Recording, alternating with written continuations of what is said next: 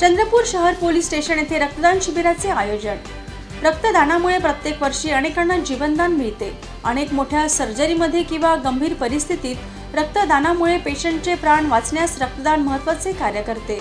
हेच महत्त्वाचे कार्य पोलीस स्टेशन चंद्रपूर शहर येथील पोलीस अधिकारी व कर्मचारी यांनी आपल्या व्यस्त व एवढ्या धकाधकीच्या जीवनात वेळात वेळ काढून रक्तदान हे सर्वश्रेष्ठ दान तसेच रक्तदान जनसामान्यांची सेवा यालाच ईश्वर सेवा मानून रक्तदान केले।